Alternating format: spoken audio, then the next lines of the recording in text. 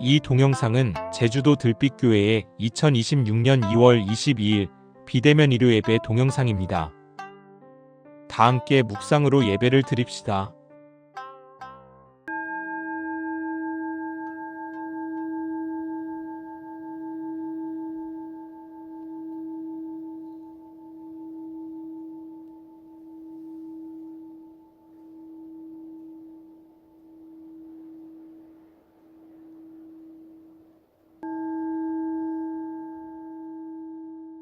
예배 기원을 함께 합시다. 없이 계신 님이시여, 높고 낮은 님이시여, 우리 안에 님이시여, 이 예배를 통하여 우리 모두 당신과 일치되어 참 자유를 누리게 하소서. 아멘. 이제 새 노래 33번 예수님 밥상처럼을 함께 부르겠습니다.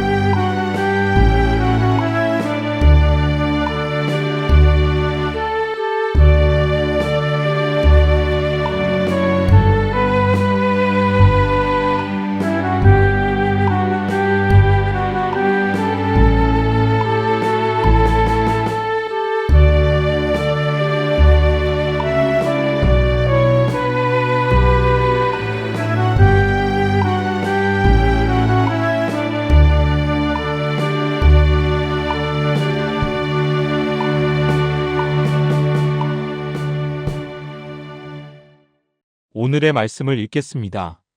먼저 누가복음 22장 19절에서 20절입니다. 또 떡을 가져 감사 기도하시고 떼어 그들에게 주시며 이르시되 이것은 너희를 위하여 주는 내 몸이라. 너희가 이를 행하여 나를 기념하라 하시고 저녁 먹은 후에 잔도 그와 같이 하여 이르시되 이 잔은 내 피로 세우는 새 언약이니 곧 너희를 위하여 붓는 것이라. 이어서 잠언 23장 20절에서 24절까지입니다. 술을 즐겨하는 자들과 고기를 탐하는 자들과도 더불어 사귀지 말라. 술 취하고 음식을 탐하는 자는 가난하여질 것이요 잠자기를 즐겨하는 자는 헤어진 옷을 입을 것임이니라. 너를 낳은 아비에게 청종하고 내 늙은 어미를 경히 여기지 말지니라. 진리를 사대팔지는 말며 지혜와 훈계와 명철도 그리할지니라. 의인의 아비는 크게 즐거울 것이요 지혜로운 자식을 낳은 자는 그로 말미암아 즐거울 것이니라. 이번에는 다시 누가복음 22장 35절입니다. 그들에게 이르시되 내가 너희를 전대와 배낭과 신발도 없이 보내었을 때에 부족한 것이 있더냐? 이르되 없었나이다. 말씀을 아름답게 받겠습니다. 아멘. 다 함께 찬양하겠습니다. 새노래 122번 성찬을 받으며입니다.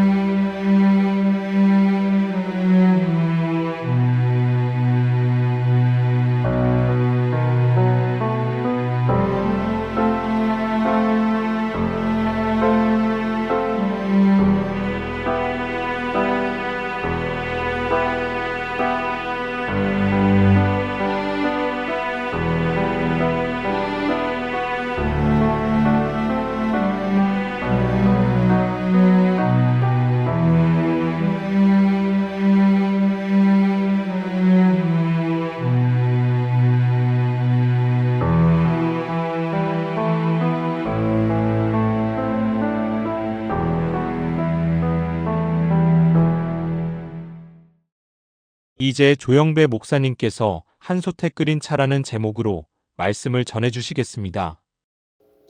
안녕하십니까. 오늘은 한솥에 끓인 차라는 제목으로 말씀을 함께 생각해 보겠습니다.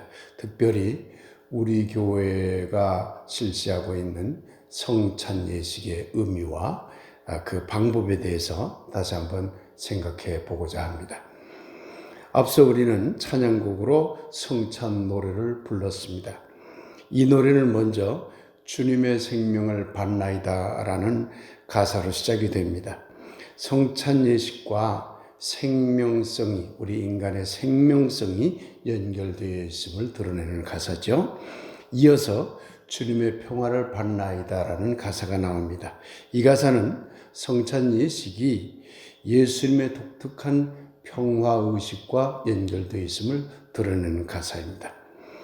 그리고는 이어서 그러한 거룩한 생명과 거룩한 평화가 바로 우리 인간 안에서 이루어졌다는 내용이 나옵니다. 이 가사는 인간 예수 안에서도 거룩한 생명과 평화가 이루어졌듯이 바로 우리 안에서도 거룩한 생명과 평화가 이루어진다는 뜻을 담고 있습니다. 우리 교회는 성찬 예식을 자기만을 위한 것으로 생각하지 않습니다. 떡과 잔을 받는다는 것을 나를 위한 것으로 여기지 않는다는 얘기입니다. 우리 교회에서는 1차적으로 각 사람이 나와서 먼저 성찬의 떡과 잔을 가지고 자리로 들어갑니다. 그리고는 성찬예가 있는 때에 주어진 주제에 따라서 다른 우리의 이웃을 생각을 하면서 그분들이 이 자리에 함께 성찬례에 참여하지 못하지만 그분들도 같이 참여한다는 마음으로 대신해서 우리가 성찬을 받겠습니다 하는 그런 마음가짐으로 다시 한 번 더 떡과 잔을 가지고 자리로 들어갑니다. 그리고 나서는 목사 혼자서 떡과 잔을 축복하는 것이 아니라 우리 모두가 다 함께 떡과 잔을 축복하며 이제 떡을 먹고 잔을 음료를 마시게 됩니다. 이런 식으로 우리 교회는 타자들과 함께 성찬의 의미를 기억하고 그 의미를 되새기려고 하고 있는 것입니다. 우리 교회는 누가복음 22장 오늘 본문 내용처럼 글자 그대로 예수님이 제자들과 함께 했던 마지막 저녁 식사를 마냥 기억하는 예식으로 진행하지는 않습니다. 우리 교회는 예수님의 공생애의 가르침을 이 성찬을 통해서 되새기는 일이 더 중요하다고 여기는 교회입니다. 그 중에서도 모든 존재들의 생명성, 곧 함께 살기를 매우 중요하게 여긴 예수님의 가르침과 실천을 깊이 생각하며 성찬 예식을 진행합니다. 그런데 모두의 생명성을 유지하기 위해서는 서로 평화가 유지되어야 합니다. 예수님이 살았던 1세기는 팍스 로마나 곧 로마의 평화라는 로마 황제의 지배 권력에 복종함으로써 얻는 평화가 널리 퍼져 있었습니다. 하지만 예수님은 지배체제 아래에서 얻는 평화는 진정한 평화가 아니다. 그런 평화는 나의 평화와 전혀 다르다고 말씀하셨습니다. 그래서 우리 교회는 지배체제나 이원론적 지배가 없이 이룰 수 있는 평화의 길을 찾고 실천하려는 마음으로 성찬에 임하고 있습니다. 어느 가톨릭 신부님을 만났을 때의 이야기입니다. 우리 교회에서는 성찬 예식을 이런 식으로 진행합니다. 이런 뜻으로 진행합니다. 대면 예배 때는 가급적 성찬 예식을 함께 진행합니다. 라고 말씀드렸더니만 깜짝 놀라더군요. 왜냐하면 개신교에서는 성찬 예식을 그렇게 중요하게 여기지 않았던 그런 전통이 있거든요. 가톨릭에서는 지금도 매우 중요하게 여기죠. 그런데 우리는 가톨릭에서 생각하는 성찬의 의미와는 좀 다르다 하더라도 예수님의 뜻을 되새기는 의미에서 성찬을 매우 소중히 여기고 있는 것만은 틀림없다 할 것입니다. 우리 교회에서는 밥 같이 나눕시다라는 구호를 자주 사용합니다. 이 구호는 성찬의 의미와 깊이 연결되어 있다고 생각을 합니다. 밥은 생명성입니다. 또한 밥을 함께 나누는 것은 평화로움을 드러냅니다. 그런데 예수님은 자발적 청빈의 삶을 위해서 출가했습니다.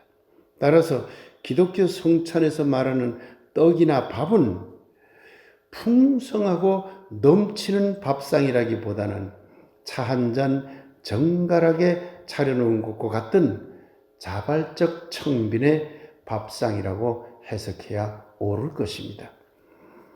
기독교도 생명의 밥을 강조합니다. 그런데 요즘 교회에서는 그 밥을 지나치게 물질적 풍요에 초점을 맞추는 듯합니다. 이것은 예수님의 정신에 위배된다고 생각을 합니다. 얼마 전 우리는 설명절 차례를 지냈습니다. 설명절 차례도 따지고 보면 성찬 예식과 그 의미가 통한다고 하겠습니다. 그런데 차례라는 말이 의미하듯이 본래 차례상은 단초라고 정가했습니다. 차례가 뭡니까? 다례. 그러니까 차 한 잔을 올리는 예식이라는 뜻입니다. 굉장히 단초됐다는 뜻이죠. 그런데 그런 것이 지배층의 허례의식이 쌓이면서 풍성한 제사상으로 변질되어 왔습니다. 그래서 주례가 발달하고 공례가 발달했던 것이죠. 본래 차례란 무엇일까요? 불교 문서에 보면 백장청규라는 책이 있습니다. 불교 선승들이 수행을 하기 위한 여러 가지 규율을 정리해 놓은 책인데요. 백장이라는 선사가 있었습니다. 이 선사가 선승들이 지켜야 할 규율, 청규, 맑은 규율 이렇게 제목을 붙여서 정말 맑게 지켰으면 좋겠다는 어떤 규율들을 만들어낸 이런 문서가 바로 백장청규라는 책입니다. 여기에 보면 차례의 본래의 의미가 잘 드러납니다. 백장청규에는 한솥에 끓린 차라는 말이 나옵니다. 부처님이든 스님이든 일반 불자든 간에 한솥에 끓인 음식을 함께 나누어 먹는다는 뜻입니다. 위계가 없다는 얘기죠. 모두 다 평등하다는 얘기죠. 다 같이 생명성을 나눈다는 의미가 들어있는 말입니다. 그리고 한솥에 끓인 차라는 뜻은 풍성한 음식이 중요한 것이 아니라 맑음을 상징하는 차 한 잔, 그 차 한 잔을 함께 나누는 것의 중요성을 드러내는 말이기도 합니다. 부처도 스님도 일반 불자도 모두 자발적 청빈을 실천해야 함을 상징하는 말이라 할 수 있겠죠. 또한 백장청규에는 일일 부작이면 일일 불식이라는 말이 나옵니다. 유명한 말이죠. 하루 일을 하지 않으면 하루 밥을 먹지 말라, 먹지 않는다, 이런 규율입니다. 하루 일을 하지 않으면 하루 먹지 않는다.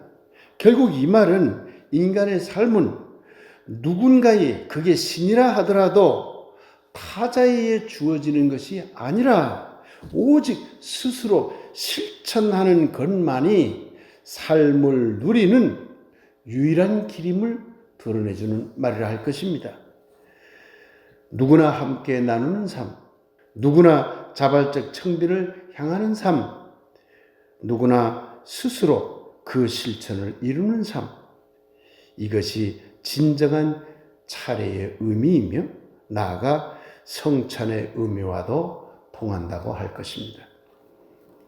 그런데 사찰이든 교회든 성당이든 간에 차례나 성찬의 본래 의미와는 상당히 다른 신앙으로 변질되어 가는 것이 요즘 종교계의 현상이 아닌가 싶습니다.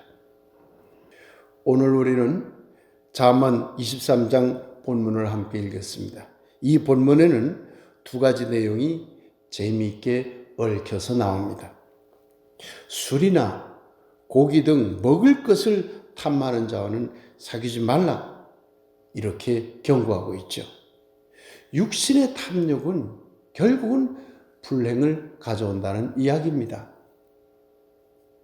경제적인 탐욕이든 정치적인 탐욕이든 사회적인 탐욕이든 간에 탐욕은 불행을 일으킨다는 그런 말이겠죠. 그런데 진리나 지혜와 같은 것에 대해서는 반대로 이야기합니다. 진리나 지혜 등은 그것을 사들이되 자기 것으로 만들되 어떻게 하면 그것을 사들여서 자기 것으로 쌓아가되, 그러나 그걸 팔아버리지는 말라, 없애지는 말라는 얘기잖아요. 계속 쌓아도 된다는 것입니다. 이것들은 아무리 많이 가져도 탐욕이 되지 않는다고 하는 것입니다. 그래서 오늘 잠언 23장에는 자식이 부자라서 부모가 즐거운 것이 아니라 자식이 의롭거나 지혜로울 때 부모가 진정으로 즐겁다고 말하고 있습니다. 예수님은 마지막 식사와 관련하여 제자들에게 새 언약을 붓는 것을 말하였습니다. 새 언약을 너희들이 잘 실천해 달라, 이렇게 요청하였던 것입니다.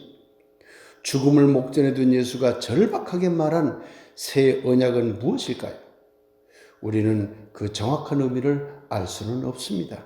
그러나 한 가지 힌트가 있습니다.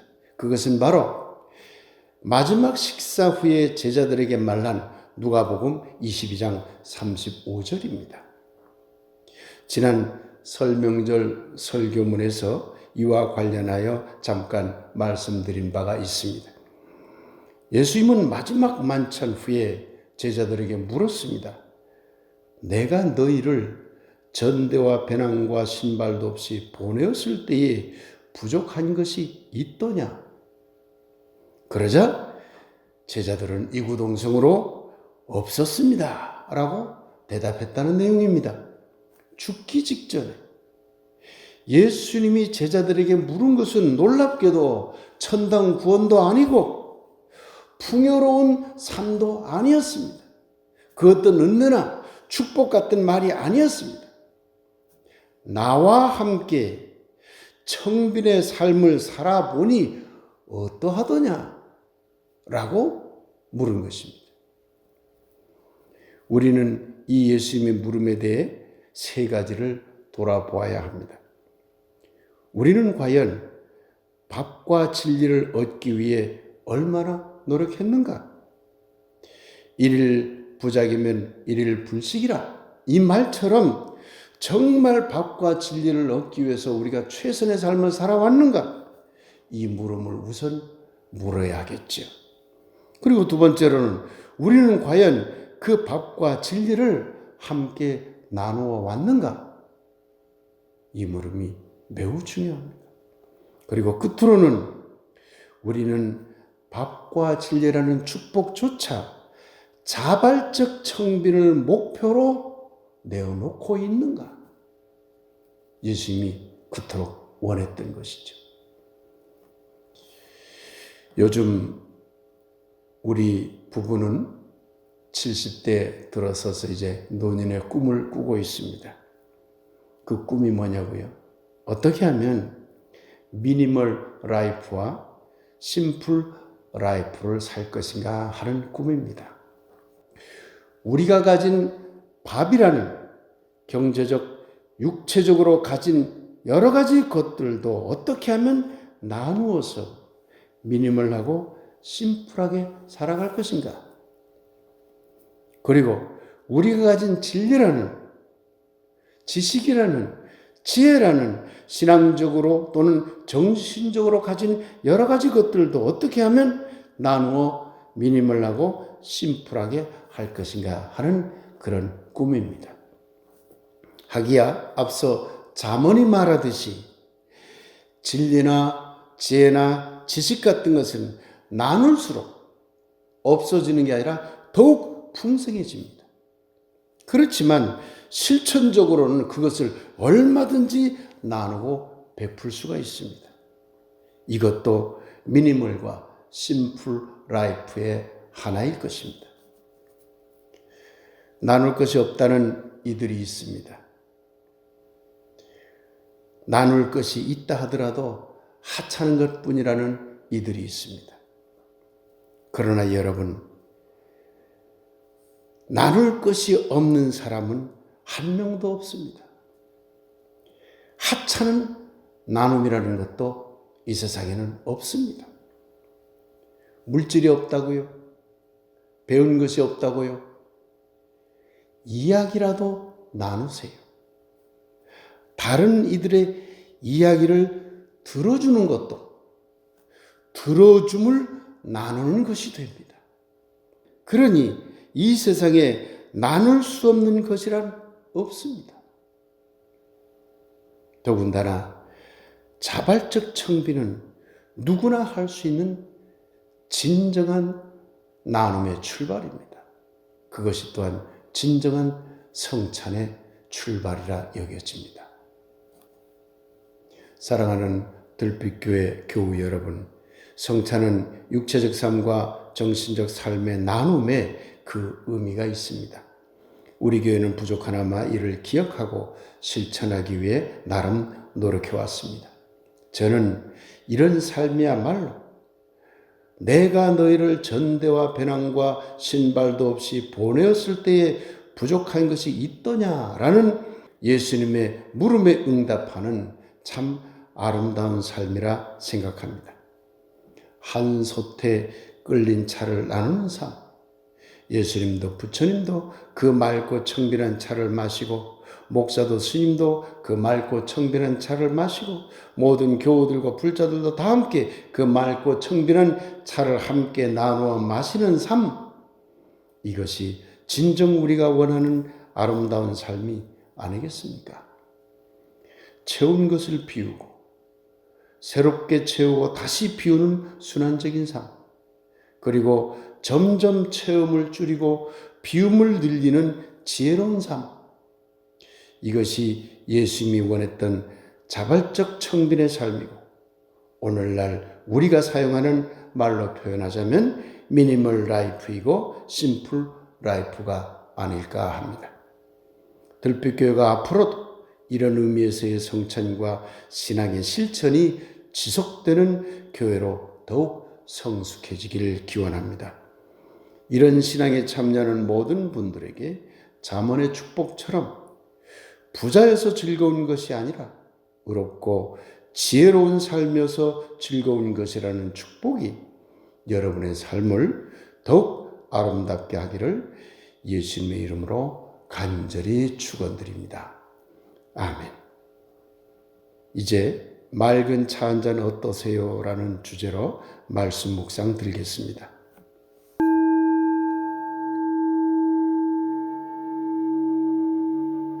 맑은 차 한 잔 어떠세요? 한 솥에 차를 끓였습니다. 맑은 물의 뜻을 우려내기 위해서요. 한 솥에 끓인 차를 나누었습니다. 누구나 구별 없이 함께 마시기 위해서요. 차 끓인 솥조차 깨끗이 씻었습니다. 그 맑은 물조차 비우기 위해서요. 맑은 차 한 잔 어떠세요? 한 솥에 끓인 차의 의미를 깨닫게 하소서. 아멘. 알림 시간입니다. 새로운 목사님 청빙 절차가 시작되었습니다. 교우 여러분께서 관심을 가지고 협조하여 주시기 바랍니다. 연로하신 교우들의 건강을 위하여 항상 기도하도록 합시다. 오늘 저녁에 당회가 열립니다.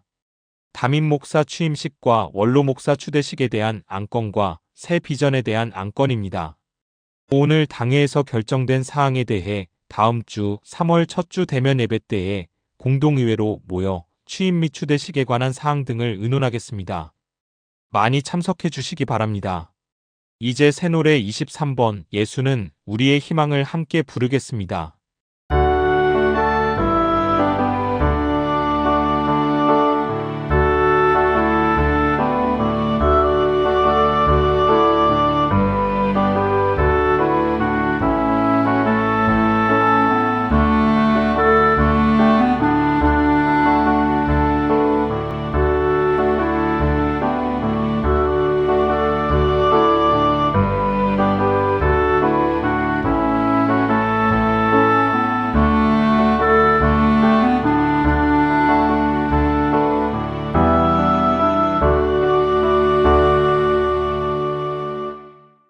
조영배 목사님께서 축복 기도해 주시겠습니다. 기도하겠습니다. 이제는 우리를 구하신 예수 그리스도의 은혜와 아버지 하나님의 크고 놀라운 사랑하심과 성령님의 감동 감화 소통하심이 오늘 예배에 함께하는 들빛교회 교우들과 함께 연대하는 들빛 사람들 모두 위에 지금부터 영원히 함께 없기를 간절히 축원하옵나이다. 아멘. 2월 22일 비대면 예배를 모두 마칩니다. 들빛 사람들 모두 이번 한 주도 건강하시고 행복하십시오.